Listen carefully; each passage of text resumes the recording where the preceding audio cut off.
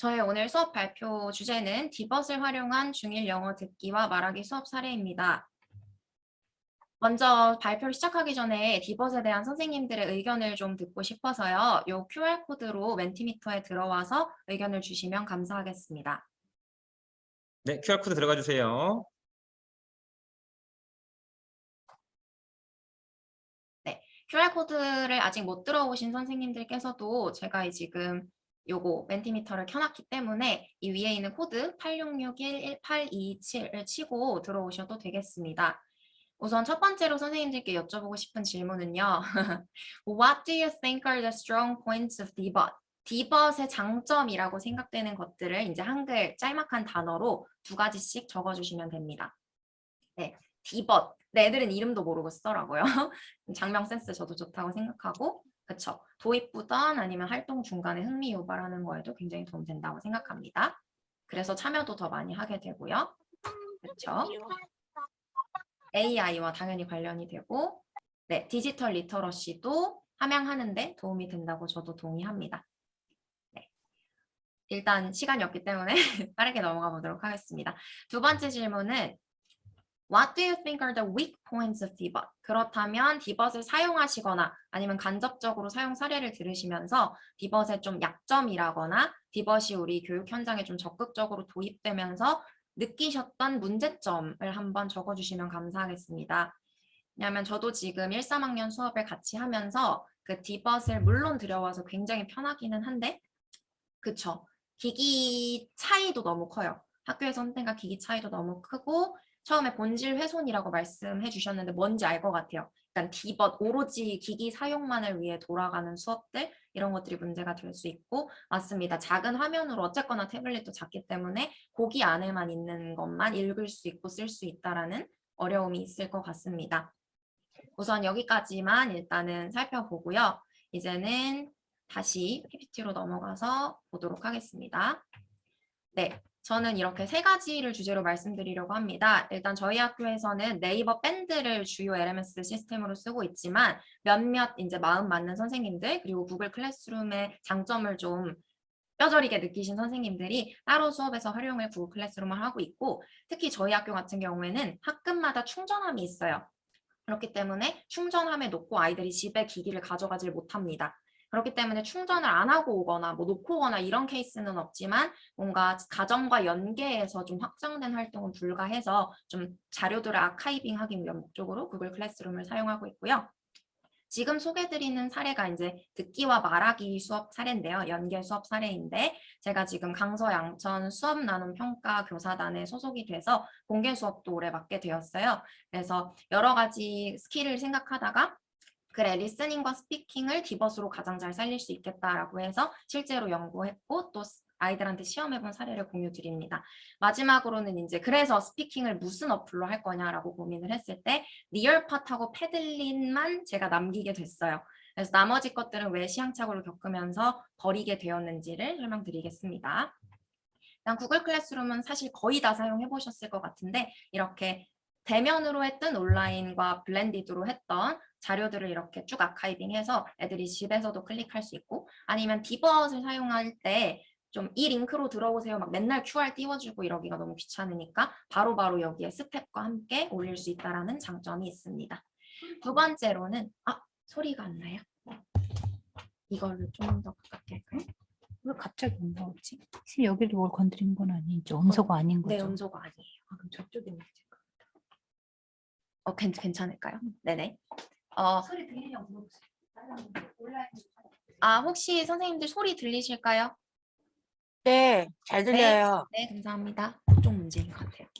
네, 두 번째로는 이제 Why Listening and Speaking. 그래서 저희 학교 아이들 사진인데요. 사실은 뭐 리딩이나 뭐 단어 클래스 카드나 다 사용을 하고 실제로도 지금 사용을 하고 있는데 특히 리딩 활동을 막 구글 문서로 협업을 하거나 할 때 저희 학교 아이들이 수준이 낮아서 그런지는 몰라도 이게 교과서를 그냥 구글 렌즈로 막 찍어가지고 한글을 읽고 한글로 막 답을 하고 싶다거나 이런 식으로 이제 끌글 화면이 많으니까 애들이 번역기도 돌리기 쉽고 그래서 리딩을 할 때나 라이팅을 할 때는 디벗만 사용하는 게 참 좋은 것은 아니겠구나 좀 섞어서 사용을 해봐야겠다라는 생각이 들었지만 반대로 리스닝과 스피킹 같은 경우에는 아이들이 이제 이렇게 되게 예쁘게 앉아가지고 본인들 이어폰을 가져오거나 아니면 저희가 이어폰을 영어과에서 대여도 해주거든요.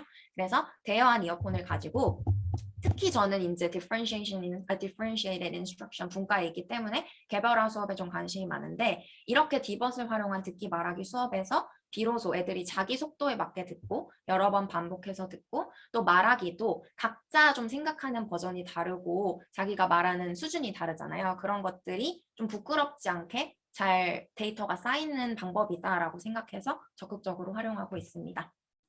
세 번째로는 이제 제가 시행착오를 겪었던 화면들인데요. 일단 위에 있는 건 다 아시겠지만 플립그리드입니다. 플립그리드는 이제 영상을 녹화시키는 거에 굉장히 도움이 되지만 애들이 어쨌거나 스티커를 이만하게 붙여버리기 때문에 이게 패들릿에 그냥 영상을 내리는 거랑 뭐가 다르지? 이런 생각이 들었고요. 정말 영상만 모으는 플랫폼이다 보니까 한계가 있다라고 생각을 했습니다.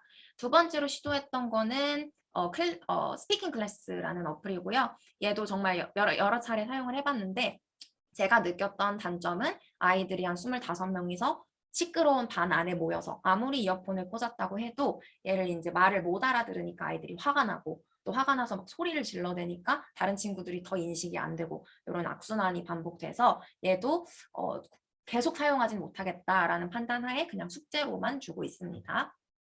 그래서 결국 다 덜어내고 저한테 남았던 거는 그냥 기본 키보드에 달린 음성 인식이었어요. 그래서 이거는 사실 어느 플랫폼이든 그냥 애들이 키보드 치는 대신에 저 네 번째 버튼만 누르면 음성으로 인식을 하고 대신 그리고 음성이 텍스트로 바로 나오니까 아이들이 아 내가 방금 따라 얘기했던 아니면 내가 직접 얘기했던 이렇게 얘네는 들리는구나 라는 걸 눈으로 확인할 수도 있어서 이렇게 tap to pause 이렇게 해가지고 이거 누르자마자 매번 답을 쓰는 활동을 하고 있습니다. 위에 있는 게 니어팟 화면인데요. 저는 이렇게 오픈엔드 퀘스천을 아이들한테 주고 키보드 블루투스는 다 끄라고 합니다. 그리고 이걸 눌러서 무조건 말로 글을 입력하도록 말하기 수업을 진행하고 있습니다.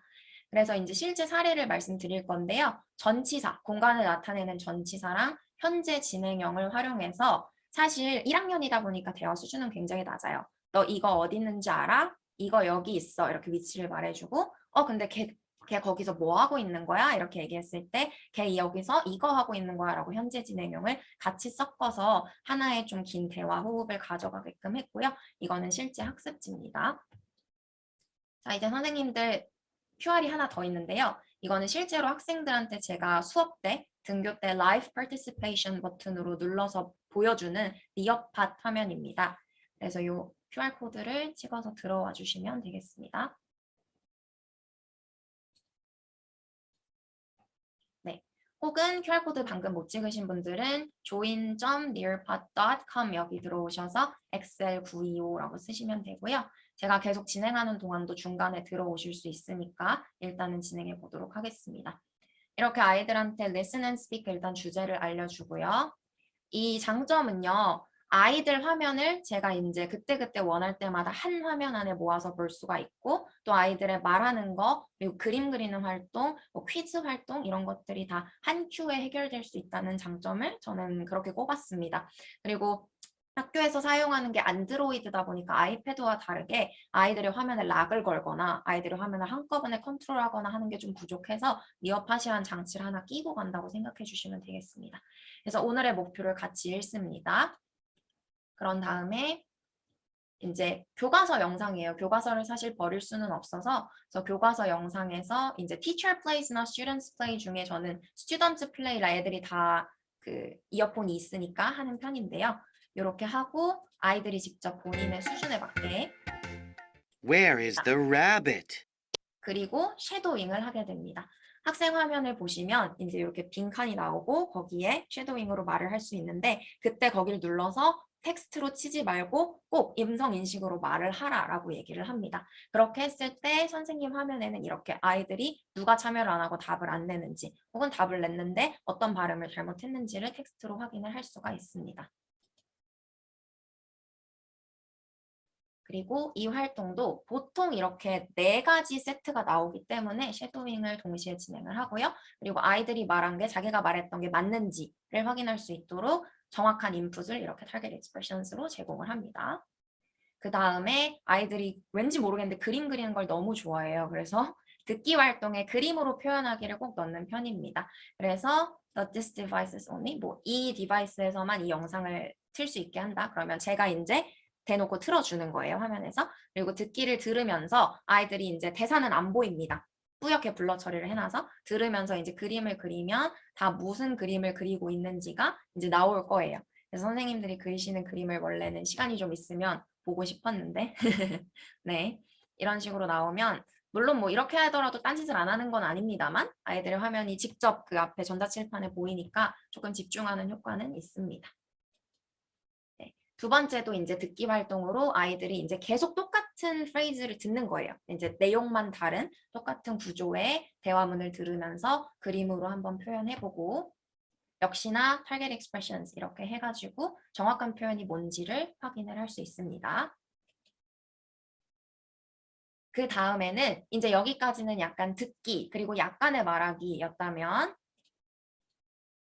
네, 제가 이제 클로바 더빙을 활용을 했어요. 클로바 더빙이 되게 좋은 게 물론 5개까지밖에 무료는 안 되기는 하지만 Where are the brothers? 이렇게 중간중간 퀴즈를 넣어서 아이들이 직접 AI랑 대화하듯이 대신에 인식률 높게 뭐 이렇게 얘기를 할 수가 있고요.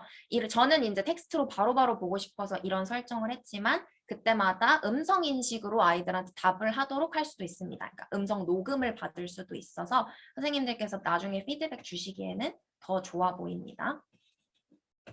네, 잠시만요. 마우스를 잃어버려가지고. 자, 그런 다음에 역시나 3가지 대화 세트가 나왔었던 걸 정확한 표현을 확인을 합니다. 그다음에 이제 아이들의 마지막 약간 엑기스 활동인데요. 이렇게 패들릿? 전 맨날 태블릿이랑 패들릿 헷갈리더라고요. 패들릿에 들어가서 이제 왼쪽에 있는 저의 노티스를 보고 아이들이 직접 자기 상황에 맞춰서 대화를 만듭니다. 그래서 대화 녹음 파일도 놓고 아니면 대화를 이것도 역시나 텍스트로 치지는 말라고 해요. 음성 인식으로 쳐서 뭐 문장 부호 같은 거 잘 안 붙어도 되니까 그렇게 내추럴하게 올리라고 합니다. 그 다음에 이제 상대방 친구 거의 그림 이제 대화를 들어보면서 그림으로 올리는 거예요. 그래서 이런 식으로 대화를 이해했는지를 친구한테 이제 피드백 겸 해가지고 쭉 이렇게 올려줍니다. 그렇게 했을 때 이제 듣기와 말하기가 물론 뭐 노는 애들도 있지만 티키타카 이루면서 잘 이루어진다라고 저는 생각을 했습니다. 그래서 이제 마지막으로 한 2분 동안 정리를 드리자면요. 제가 생각했던 이어팟의 장점은 이렇게 아이들의 답변이 저희 눈에 한 번에 보일 수 있다라는 거, 그리고 그림 그렸고 이런 것도 한 번에 보여서 아이들이 즐겁게 참여할 수 있는 거, 마지막으로 대화 만들기 이런 것도 더 별다른 품 들이지 않고 패들릿 안에서 해결할 수 있다라는 거, 이 정도의 장점이 되겠습니다. 마지막으로는 저희 개별화 분과에서 저번 시간에 발표를 했을 때 그래서 디벗 사용에 대해서 그럼 이게 진짜 뭐 좋은 거냐 나쁜 거냐라는 얘기를 하다가 2가지의 약간 결론 같은 거에 도달했어요. 우선 첫 번째는 It is important to create an atmosphere that all classes actively use devices. 모든 선생님들이 더 많이 참여할수록 아이들은 훨씬 더 habituation, 습관이 되고 concentration, 이제 새로울 게 없을 거니까 덜 유혹에 빠지고 집중하게 되고 마지막으로 혹시나 이제 아이들이 충전을 해서 가져와야 되는 학교라면 당연히 가져오게 되는 그런 준비성을 갖추게 될 거라고 얘기를 했고요. 2번째로는 이제 물론 단점은 있죠. 단점도 있고 본질이 좀 훼손되는 것 같기도 하고 시행착오도 너무 많이 겪고 제가 느낀 건 교사의 품은 확실히 더 많이 드는 것 같습니다. 하지만 nevertheless 그럼에도 불구하고 debut are useful and helpful for both teachers and students가 저희가 생각했던 내용이었습니다. 왜냐하면 비계도 확실히 저희 혼자만 감당하는 것보다는 인터넷이라는 도움을 받아서 줄 수가 있고요. differentiation 개별화도 확실히 가능합니다. 아이들이 각자의 기기로 각자의 속도에 맞춰서 공부를 할 수 있고 마지막으로 student agency 뭐 예를 들어 쓰기 활동, 말하기 활동, 뭐 그림 그리기 활동, 뭐 읽어서 뭘 퀴즈 맞추는 활동 아이들이 자기한테 맞는 그런 것들을 찾아내가는 과정 자기가 선택할 수 있는 과정을 겪을 수 있다는 것에서 디벗은 이러나 저러나 말이 많지만 그럼에도 도움이 되는 기기이다. 좋은 친구이다 라는 결론을 내렸습니다. 네, 이상으로 DI분과 저의 발표를 마치도록 하겠습니다. 감사합니다.